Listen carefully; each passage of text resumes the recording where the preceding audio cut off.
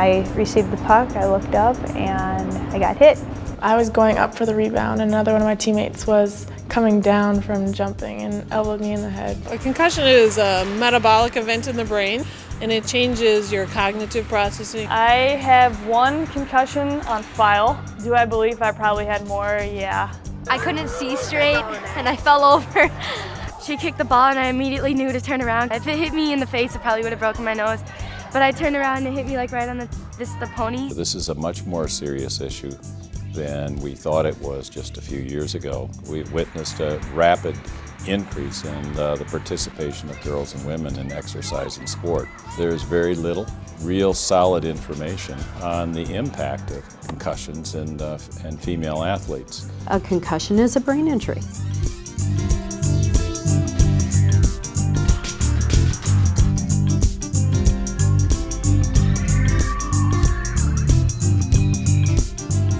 Concussions and Female Athletes is a co-production of the University of Minnesota, the Tucker Center for Research on Girls and Women in Sport, on the web at tuckercenter.org, and TPT's Minnesota channel.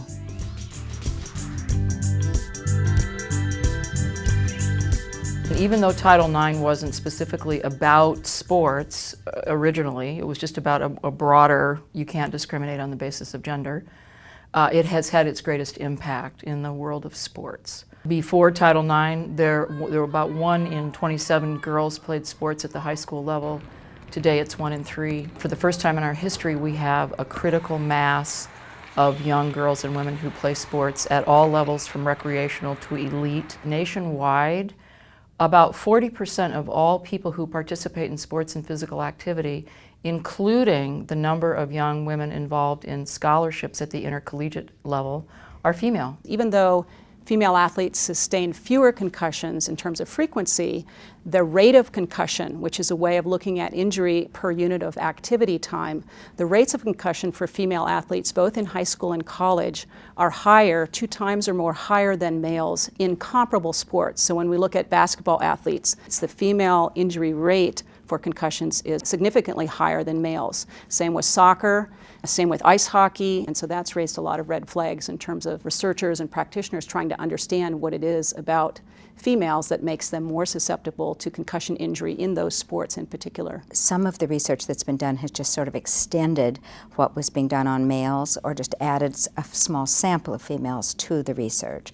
But it does show that females seem to be having more concussions than males, and we're not sure why. One of the theories is that women and girls are more apt to report their symptoms, and in some of the male sports there's sort of a culture against talking about some of that. Historically, I think people have thought that males are less likely to report than females. And I think the evidence bears that out. Unfortunately, I feel like the trend is going the other way, with girls now having to prove themselves in the male territory of sport historically, that have perhaps swayed too much the other way to trying to be tough in the same way that the guys are and not reporting. When we see male athletes at the most elite levels who are enormously gifted, talented, dedicated, hardworking individuals, so the NFL, the NBA, Major League Baseball, they set the standard, as they should, both in terms of the gold standard for excellence in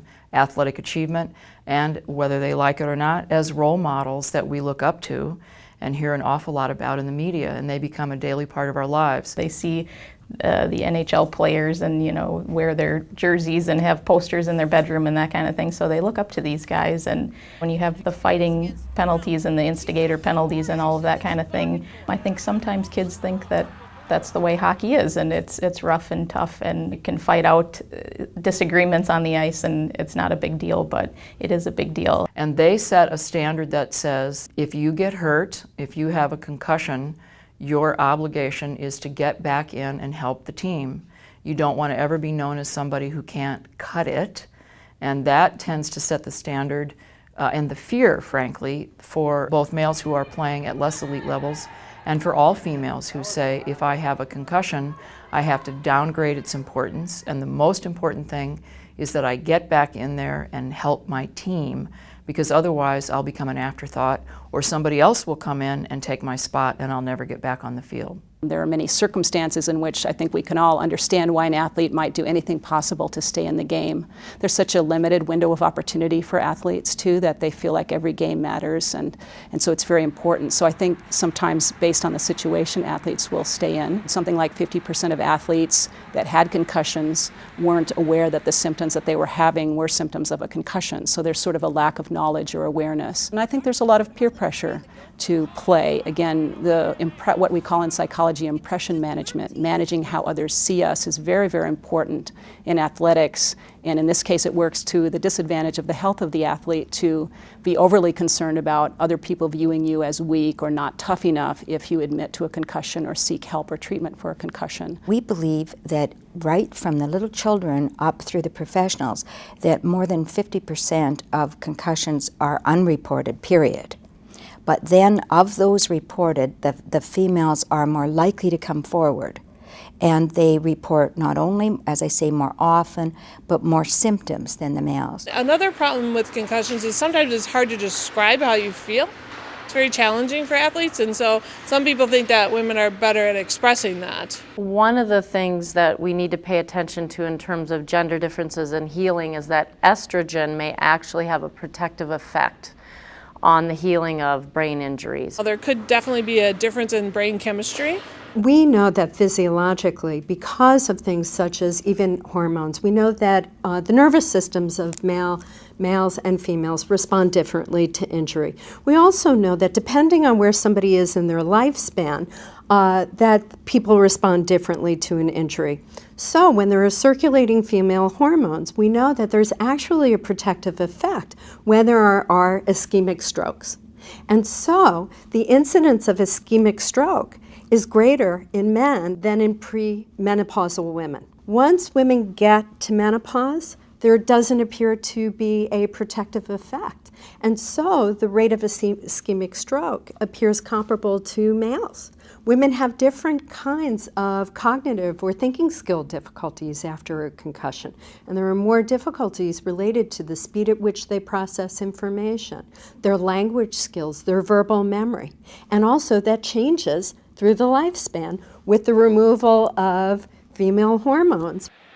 Obviously, football, the number of hits a player takes is uncomparable to probably any other sport, maybe with the exception of hockey. But every single play in football, you're getting impact, which is in hockey, it might be every so often. And in women's hockey, where it's non-checking, even though there's a lot of contact, I think the argument is that you receive far fewer impacts, but I would say that what we know from the research is that it doesn't have to be a heavy impact to cause brain injury or a concussion. So even something that might look inconsequential in terms of impact may indeed lead to a concussion. And I think that's why a lot of times it goes unreported. What we don't understand is if what we consider subconcussive blows have any type of a long-term effect. That is really what we don't know now.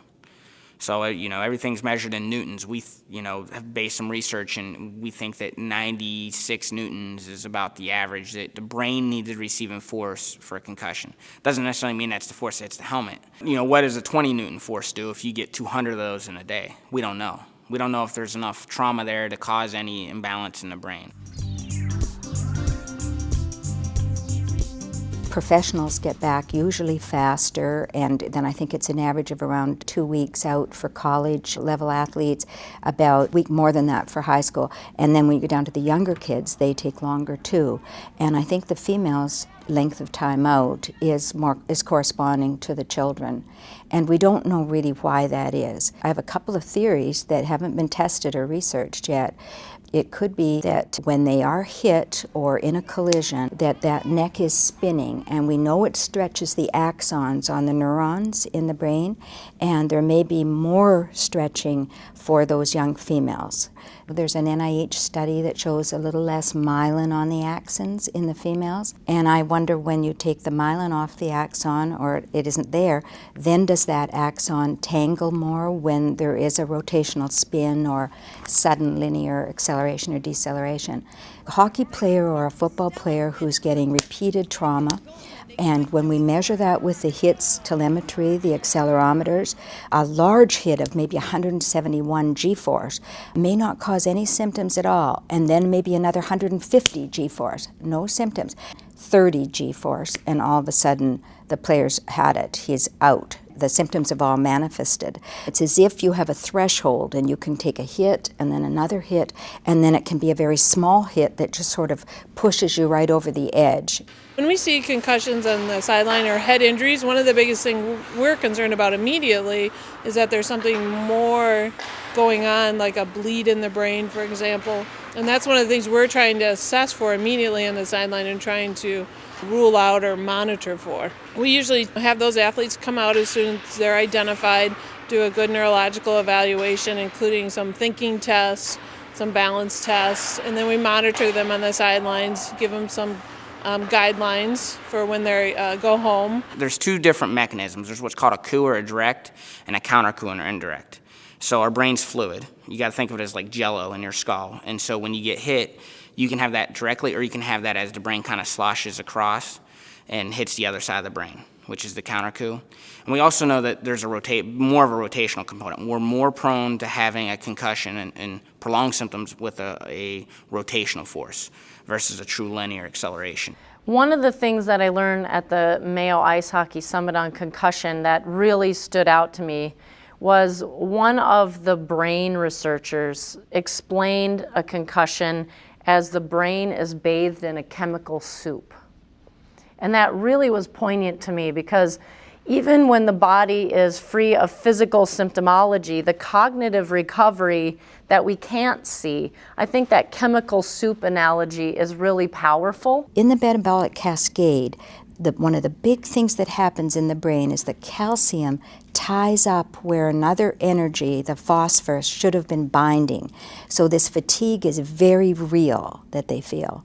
And they keep trying to fight it because they don't want to feel like that, and they know they're young and they shouldn't feel like that, but they do. And you don't have to have a frank loss of consciousness either. And it causes an alteration in the brain and in different skills that are associated with your brain, like thinking, emotions, balance, hearing, sensitivity to light, sound.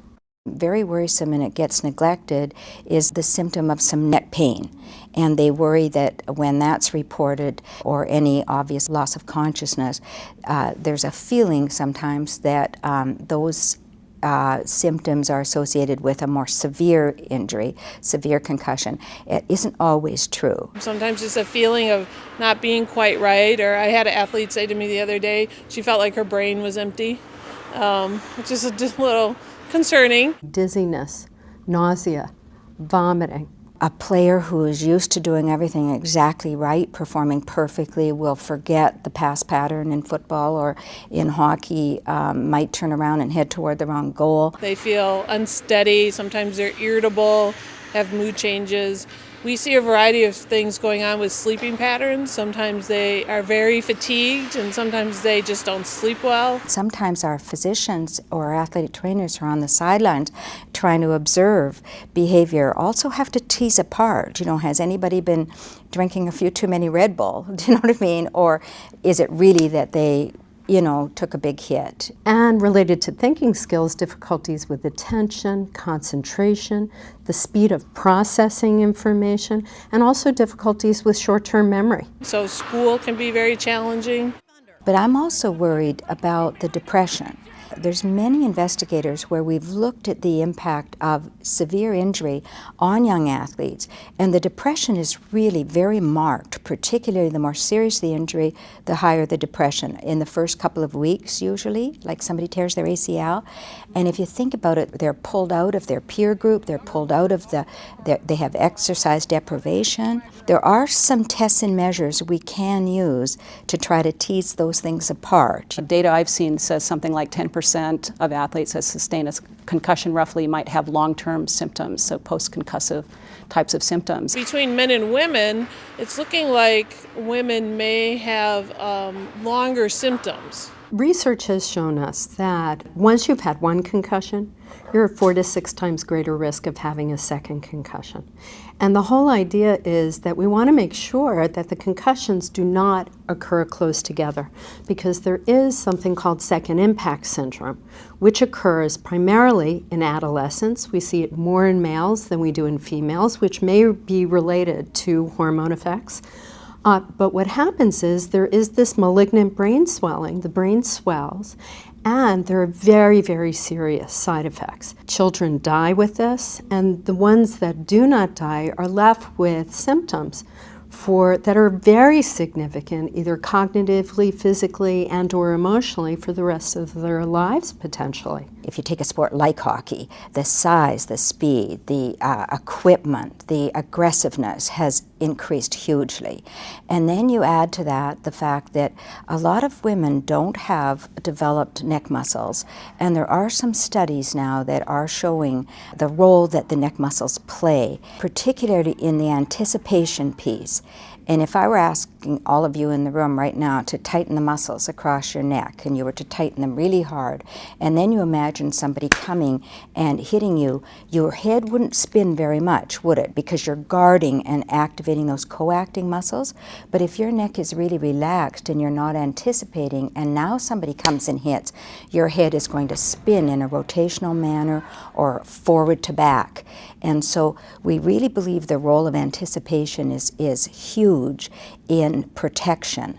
And I think the females haven't had as much emphasis perhaps on the neck strengthening. I'm not talking about at the elite levels, you know, with the women's Olympic teams, for example. Those athletes are probably just as toned as their male counterparts.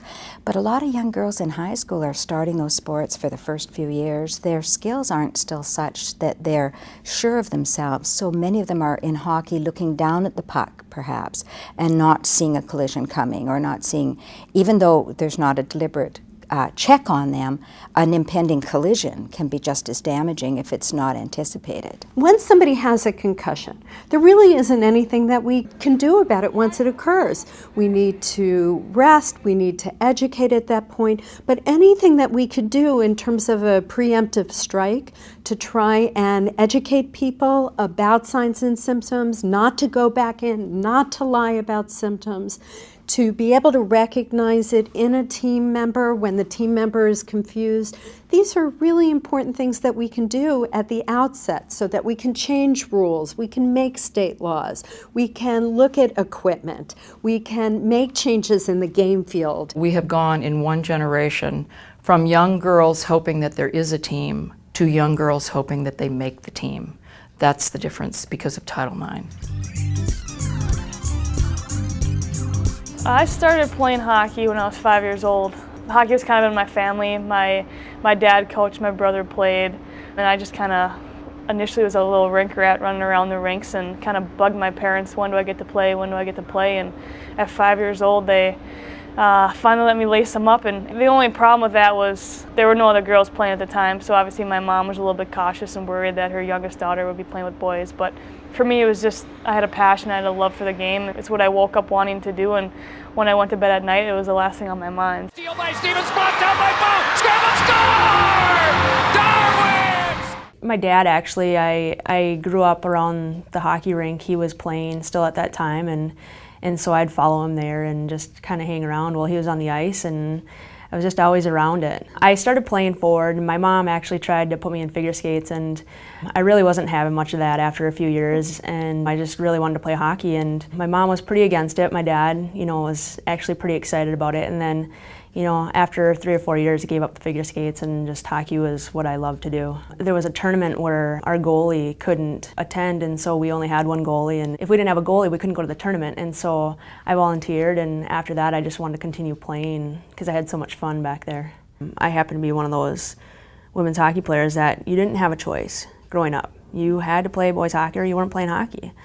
And my experience was very good in it. And I don't think, when you get to high school, yes, the guys are a lot stronger, a lot of different things can happen. But when you're in that, until 13, 14-year-old age, there's no difference. And it's just, girls and boys playing. I started as a figure skater, and then I eventually picked up hockey due to my older brother. I saw the equipment, the big pads, and I wanted to be like him. I started playing competitive hockey when I was a squirt. I played squirt travel, and then Pee-wees I played travel hockey, and Phantoms and midgets. I played all the way up until midgets boys hockey. I love playing boys hockey and being rough and checking. I love that. And I also love how girls hockey wasn't checking. It was a more finesse game, and I really, really enjoyed that. But I got to play both, so I was okay. And then I was a little rougher in the girls' games because of my experience with boys, you know, hitting and stuff like that. I think a reason why I'm sitting here today as a 3-time Olympian is because I grew up playing with the boys. I always tell people that, I always say it, I'm for girls growing up to play co-ed. I think it's huge. I think there's an intensity, a competitiveness that boys bring out in you that girls I don't want to say naturally have. I think it needs to be brought out. And I think boys just kind of have that competitive instinct, and I think you learn from them and they also learn from you. I think we're a heck of a lot better listeners and understand things. The vision of the game more, I think we understand, but boys have the ability to just go harder and be invincible and just have a competitive era about them that they want the puck and they want the score. And Natalie Darwin's show, welcome to it right now, guys. Did I have to compete harder because I was playing against the boys and the only girl out there? For sure. Yeah, for sure. I began playing officially probably in 6th grade. I started in BAA, which is Bloomington Athletic Association, probably in 3rd or 4th grade. And then I started playing traveling at U12, which is under 12 for Bloomington. My folks signed us up for it, and I fell in love with it instantly. I still play, so I guess I never stopped. Since 4th grade, I started playing at a rec team in 4th grade, and then played for school and traveling teams, and now in high school. It was during practice, and I didn't actually hit my head on the ground, just the initial impact. I couldn't keep my eyes open. I was dizzy, and my eyes started flickering. They said that my eyes were like twitching and moving back and forth, and I couldn't really control it, couldn't keep them open, and couldn't look in the light. And then I tried to get up and walk back, and I almost fell over. I got a call from my husband that he was on the way to the emergency room with Natalie. That was our first trip to the ER, and they said she needed to go 5 days without headaches, and then she could go back to, or she could start working out again. And we got her to about the end of January, and she went about 5 days without headaches, and then went back to practice and ran, and within about 15 minutes, she was symptomatic entirely again of all the things she had with the original concussion, and we had her back in the ER again. We knew right away what it was. The eyes it's very frightening to look at your child and know that they can't focus on you. It was really interesting because when the original one happened, the next morning I went in, and I'd gotten home late from being in Dallas, and I went into her bedroom and asked her if she remembered what happened. And she walked me through it. But later that day, she couldn't remember any of it. So it was like within 12 hours, she could remember it, and 24 hours later, it was gone. We had 2 other girls had concussions, but those were pretty minor. They were out for 2 or 3 weeks, and then they were back. So that's what I thought was going to happen with me. It didn't really work out. We had a goalkeeper last fall at Prior Lake High School who got a concussion. He was out for about 2 to 3 weeks, which was, I thought, a pretty realistic time. Now, my goalkeeper that I currently have, she's been out for 2.5 months.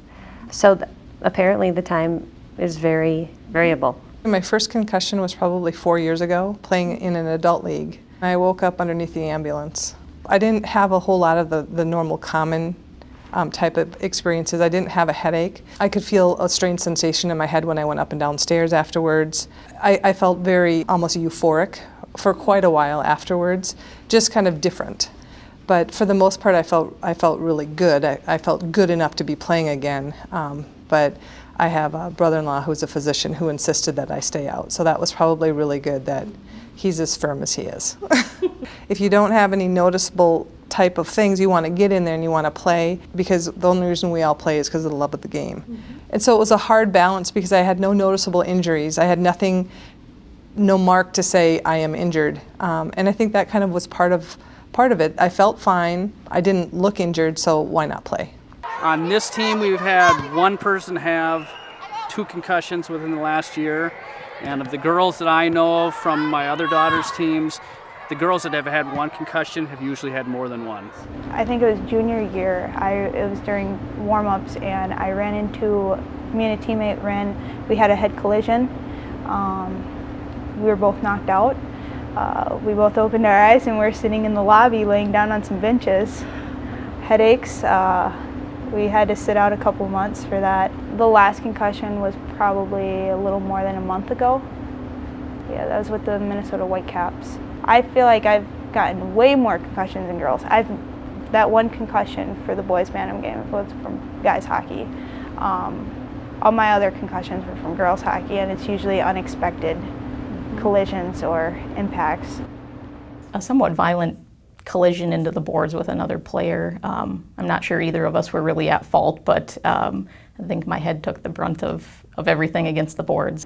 Obviously there's no checking in women's hockey, but anyone who tells you who's played the sport says that's not particularly true. And at the time I was only 18 years old and we were playing a game against Team Canada.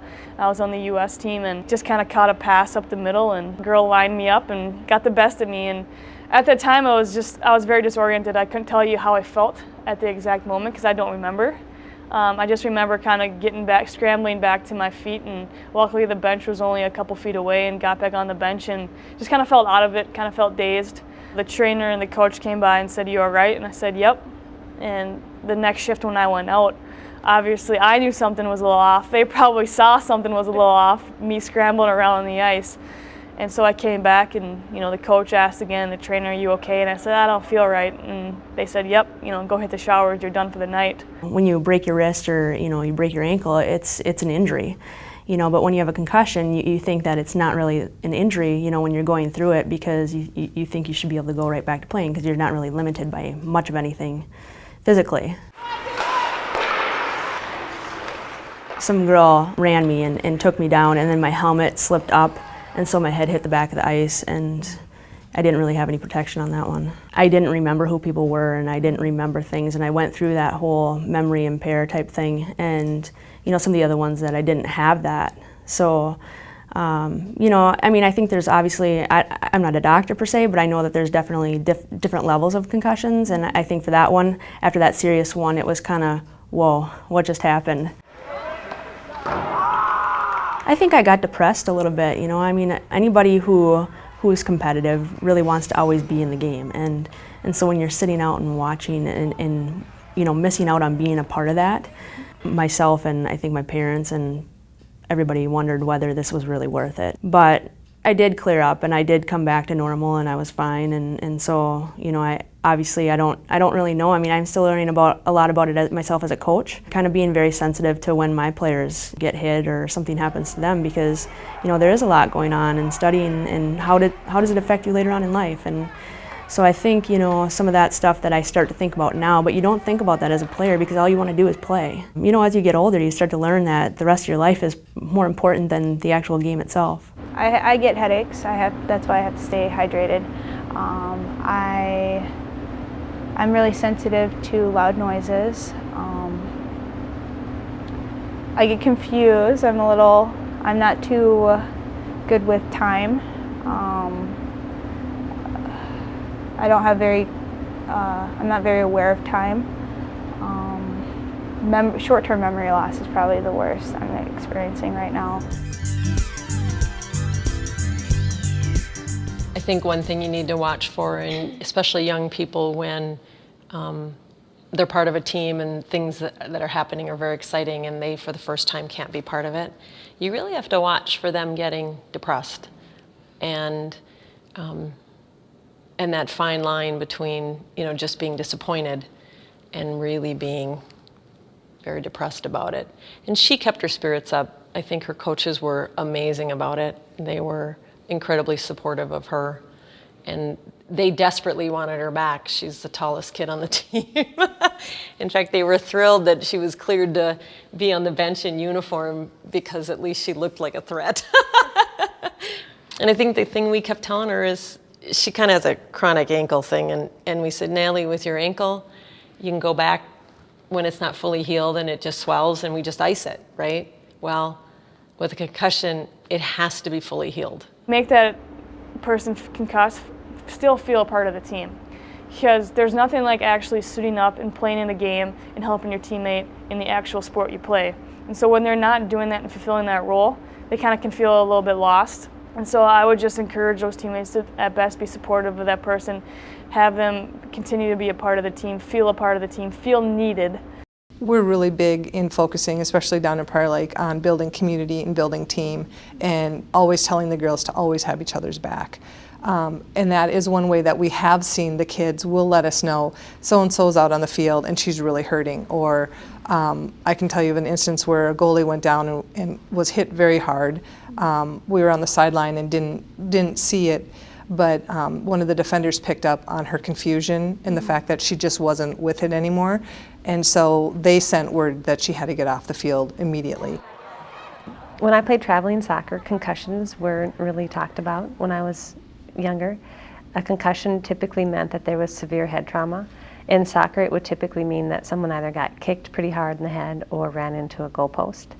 And thinking about my youth and what was in the medicine cabinet or in the bag that everybody has for the first aid kit, there were smelling salts, which I think is pretty interesting. So apparently if someone just got knocked out on the field, they would just run out with those salts and get them up and potentially go back in. When I was at Wisconsin and that last concussion had happened, our athletic trainer worked specifically on my neck strength and, just being a little bit more aware of my surroundings, peripherally, just so I could be more cognizant of something happening like that, and balance and core stability and stuff like that. So you learn a lot more about, physically what you can control. We're finding that all sorts of overall fitness really helps in protecting the body.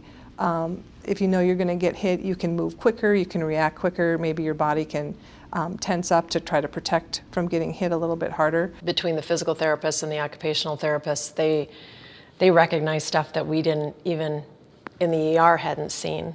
Things like balance, that Natalie's always been real athletic and being able to just stand on one foot, she couldn't do it.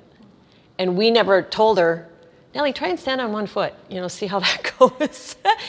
And the occupational therapist had her do that. And then we saw progress. The first visit, she couldn't do a lot. And by the 6th or 7th visit, she was so much better. The occupational therapist wanted her only going to school part-time, so they switched her schedule around at school. They gave her a pass at school whereby she could, anytime she felt any of the headaches or anything coming on, she could go to the nurse's office. We started dropping her off. We dropped her off early or later in the day to school, so we had to change our work schedules to make that work. When we started the women's hockey program at St. Scholastica, our trainer, 2 years ago when I was, building a team or out recruiting to get a team, our trainer told our AD, well, we're not going to travel the women's hockey team with a trainer, on the road, and because there's no checking, why would you? So there's less chance for injury.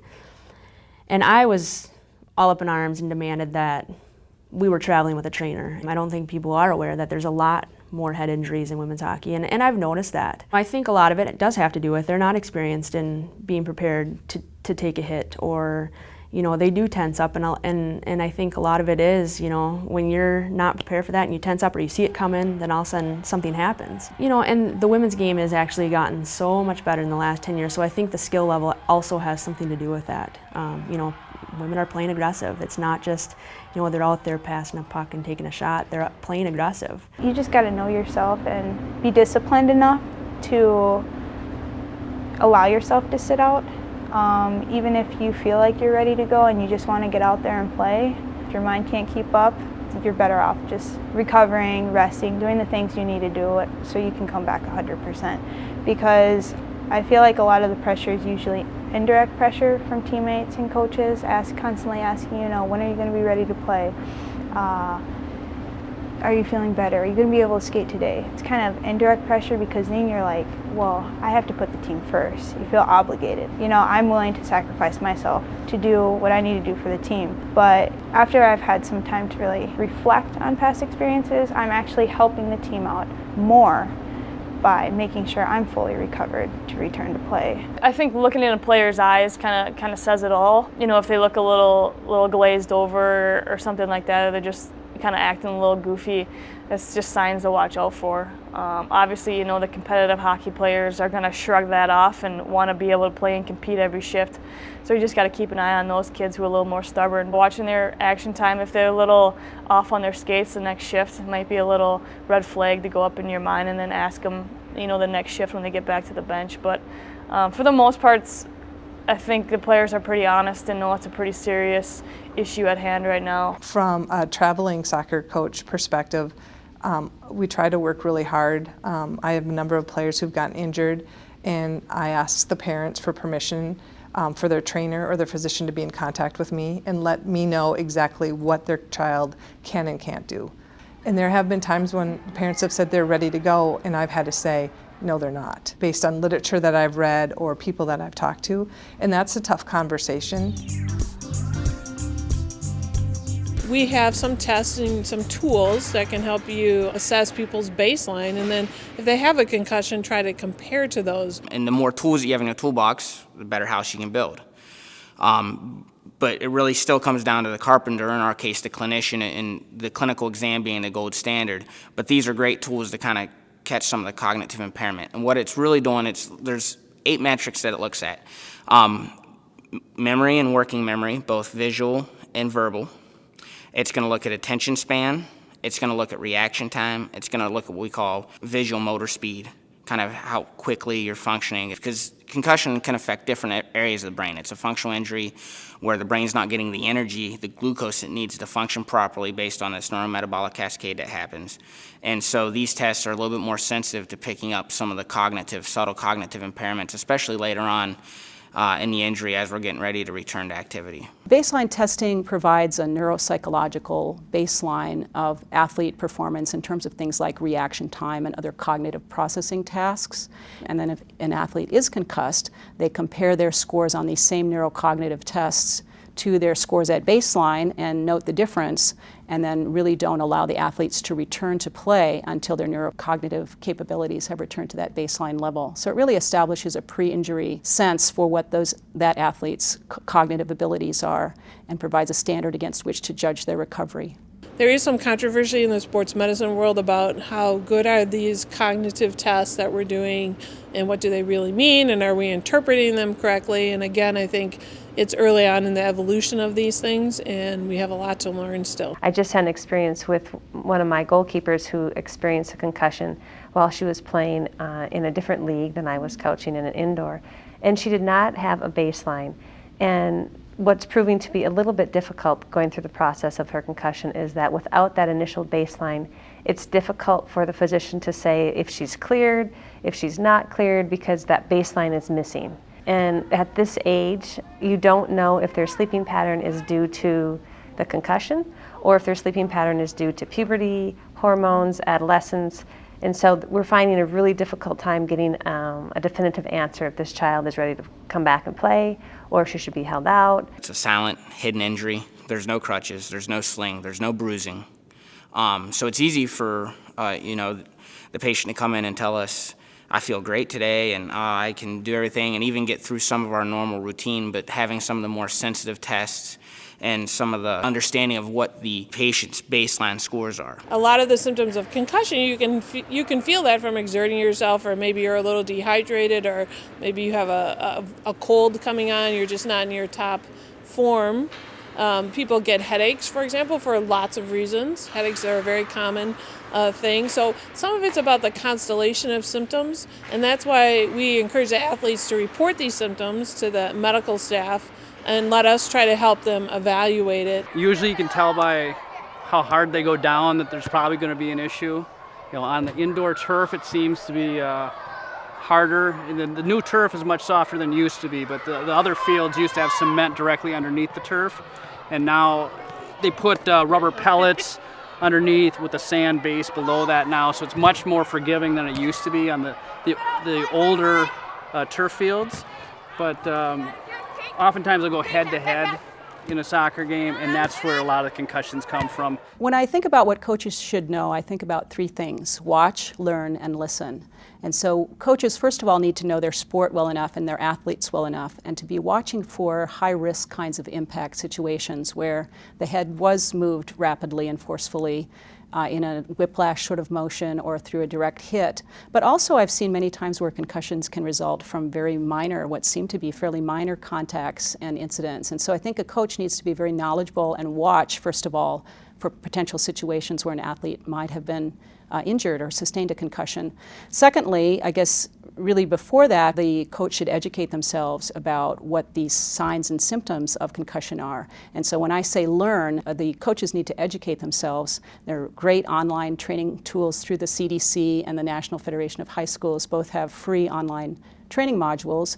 And so I think it's really imperative for every coach to learn the symptoms that they may observe as a coach. In other words, an athlete who now you've witnessed this high-risk event, and then you see symptoms like an athlete being confused about their plays or assignments, falling to the ground and then getting back up again, just stumbling and just general sorts of confusion.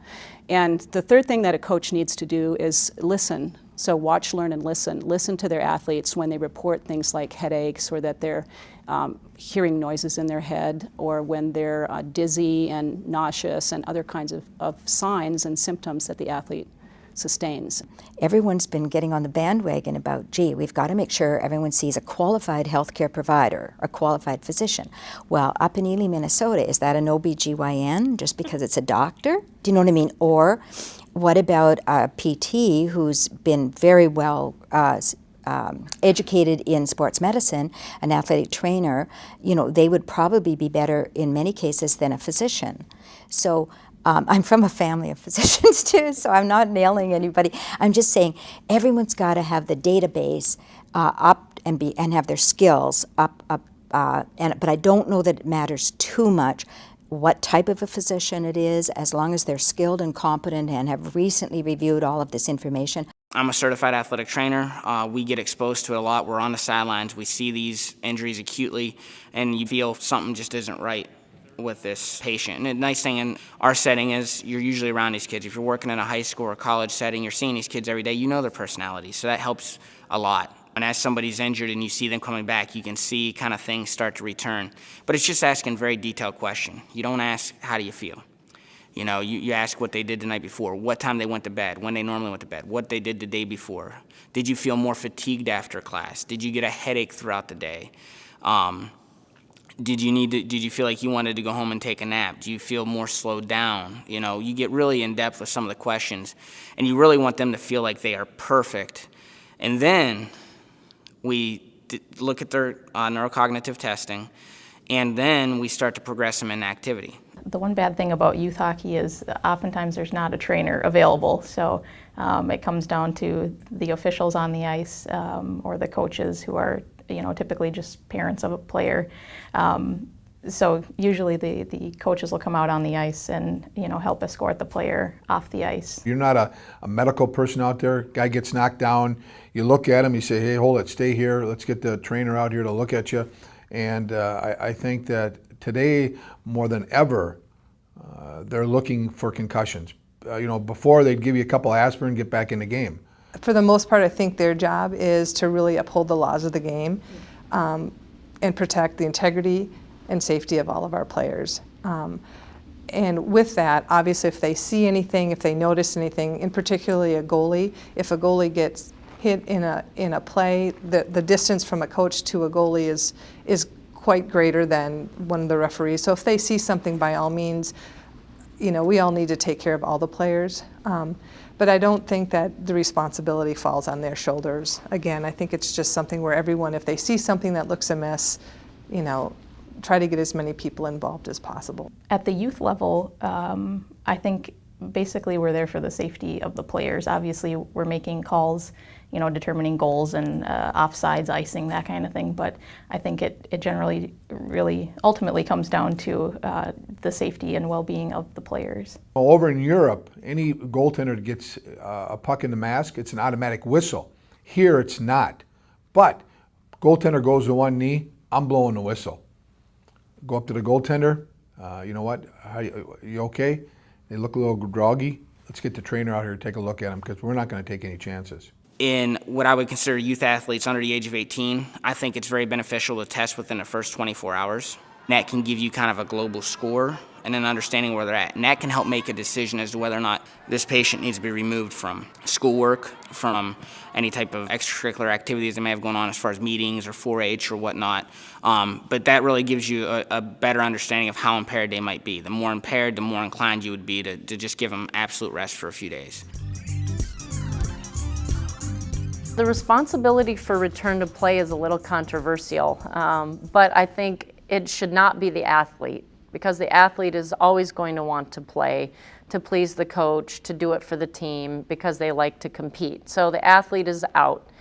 The coach, I think if they're educated and in tune with the signs and symptoms, maybe, but the coach might also have other conditions about winning and competing and, you know, wanting to outperform others, that they might make poor decisions in the heat of the moment. And I think parents most often have their child's best interest at heart, but might also fall into that, well, if I take my child out, they won't be noticed, and he or she will be perceived as not a team player, and they might not get exposure for the college scholarship that all parents think their children will get. And so parents might not be the best either. So I really do think it has to be a medical professional that's trained in concussions and knowing when return to play is appropriate. It's mandatory now that you take them out. People have gotten much more strict about what you do, and they're required to have clearance before returning to play. It's gone, you know, much further than when we were kids. You got a concussion, you got knocked unconscious, you were usually playing before the end of the game again. Well, now you can't return to high school sports or return to the club sports without being checked out and released. So for a person who's sort of followed a standard concussion resolution, for example, most people with a concussion will get better in 7 to 10 days.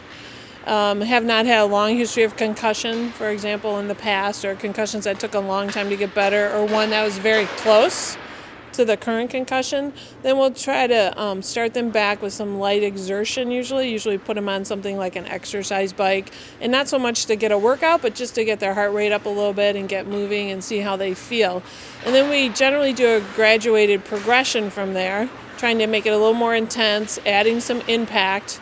Then we add a little more stimulation, a little more agility, side-to-side movements. For example, if you're a hockey player, some time on the ice, maybe with a few other players doing some drills, but not maybe the full team, for example. And then eventually the last stage is putting people back into a full contact situation. So we really try to protect them from being in conditions where they can get hit again or re-injured. And anytime that they have symptoms develop, then we usually have them step back and repeat the level beforehand and make sure that they're okay before we advance them. I think in that time that they've been off, 3 weeks or something, I really think they're losing strength in neck muscles and so on while they're supposedly resting. And I just give this to a comparison. I work a lot in sports medicine and see a lot of the ACL reconstructed young athletes. And if you put a measuring tape on their thigh after surgery, they lose about an inch, inch and a half, 2 inches of quad, of hamstring and quadriceps, in having been somewhat resting. Do you know what I mean? Just not pressing leg weights. And I wouldn't be surprised if we see some of those changes in the neck too. And so I think we're going to need some rehab in making sure those muscles are really toned, and it may decrease some of the second follow-up concussions. Many athletes and parents and coaches in particular, I would say, think that, falsely assume that equipment will protect athletes from concussions, when in fact that's not what helmets are designed for. It protects against focal injury from a puck or a stick or a skate blade if it were to catch the helmet, but it can't stop the rotational acceleration or the linear acceleration. Technique is probably the biggest thing that can be done to prevent concussion. When it comes to sports like hockey, keeping your heads up. Sports like basketball, being aware, basketball and soccer, being aware of your surroundings and trying to protect yourself from the elbow, and teaching good fundamentals in those sports from the coach's aspect can help really reduce the number of these injuries. I've done a little bit of work on how coach and parent behaviors on the sidelines influence athlete behavior on the field. One of the interesting studies that I've worked on is that when athletes perceive that coaches and parents want them to win and they want them to do anything to win, it's win at all costs, that athletes will be more likely to demonstrate poor sport behavior, which includes the intent to injure others. And so what we find is that when the coaches and parents are acting in ways that encourage poor sportsmanship, the athletes themselves will be more likely to injure others, which could then lead to concussion. Parents scream and yell, and you see the kids kind of pick it up a little bit, just like coaches. Hit them, hit them, hit them. Hold it. It's a game of skating, not hitting. You know, when there's squirts or peewees, you know, that's when they can start hitting. Hit them, hit them. Kids are, you watch it, they're kind of running at players. I haven't had to personally have any spectators leave the rink, but I have worked several games where we've had to have a coach leave the bench, and that's never fun. You know, it's not good for the kids, and it's not good for the team, and that kind of thing. And it kind of changes the dynamic of the game. And that's what's good about women's ice hockey. They angle, they can't hit. There's a lot of body contact, but they angle. And I think that's what these kids should be taught, how to angle instead of trying to put somebody through the end boards. Oftentimes when you're playing sports, especially when we're playing high school and older sports, I've noticed that there seems to be a lot of aggressiveness out on the field. And too often it's unfounded aggression and people are just playing haphazardly. I don't know if people really realize what damage they can do to other people while they're playing, if they're playing out of control or outside the laws of the game. Typically after a whistle or something during a stoppage, you know, I might skate over to a player and just tell them that, hey, this is what I'm seeing and this is not acceptable. You know, it hasn't gotten out of control yet, but you know, it looks like it might have the potential to. And I've also gone and talked to coaches between periods and just told them, you know, this is what I'm seeing. You want to talk all the time. Good officials, you know what, you'll see them always yipping with players like on face-offs. Keep your sticks down. I'm going to put the puck down, you put your stick up, I'm going to throw you out of here. Stuff like that. But mainly along the boards, when somebody's going to get really smacked, you say, hey, don't hit him from behind, his back's turned now. You know, things like that. So officials are talking to players all the time. Or if somebody got away with something, you missed it, you say, you know what, I missed that one, I'm not going to miss it next time. So don't put me in that situation again. Learning good sportsmanship at a young age, I think, is something that that player holds on to, you know, those early lessons and carries forward with them when they get up into the high school level and beyond. One of the problems in focusing solely on female athletes and concussion is around this idea of how concussions is taken up by the media. So when a female gets concussion, the first question that comes up, or the first comment, is that, well, female athletes are vulnerable and weak, and maybe we should rethink female athlete participation in sport in general. The counter to that is when males sustain concussions, the question never becomes, well, maybe he's too weak and vulnerable to play sports, so we should think about new policies or rules or sit him out altogether, and that males are weak and vulnerable. That never gets taken up by the media. This is such an important topic for both genders. For females, not addressed very well yet, but for all kids, we need to have research. Then it's got to be multidisciplinary. We've got to have physicians working with kinesiologists, working with psychologists and sports psychologists, biomechanics people. We really will only get the answers when we really wrap our arms around this problem and let egos kind of fall out of the way. There's no magic number that says, like, you've had 3 concussions, you should never do a contact sport again. We don't actually know those numbers, and a lot of it is very dependent on the person's concussion, what kind of symptoms they have, how long it takes to clear up, how close their concussions are together. What we see with any long-term brain damage, you can get to the extreme where the person is unable to take care of themselves. The same thing you would see with a stroke or any other dementia. It can be very tragic, and of course it's horrible because these are young people And a lot of these kids are taking their hits as, repetitive hits at a very young age. And when that's accumulating, they may be in their 30s or 40s at a time when we may be seeing them manifesting these very severe symptoms. Sometimes, unfortunately, changes don't occur until there is something scary or catastrophic.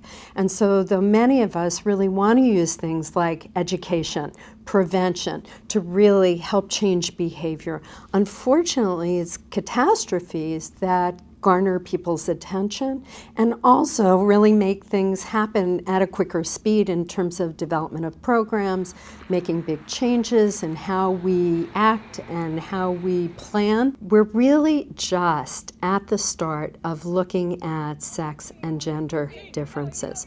Some of the earliest work was done looking at moderate to severe brain injuries. And in many ways, it looks as though the literature that we're seeing right now, there's still a mixture of studies that say that there are more catastrophic outcomes. Once somebody starts having concussions, I think if they are children, I think that parents really need to not be a friend, but have the information that they need to be able to guide the level of participation and perhaps change the level of participation or the sport if somebody has sustained too many injuries. And that goes for other types of sports injuries that may not be concussions. The difference with a concussion is that we have concerns about the ability to think over the lifespan.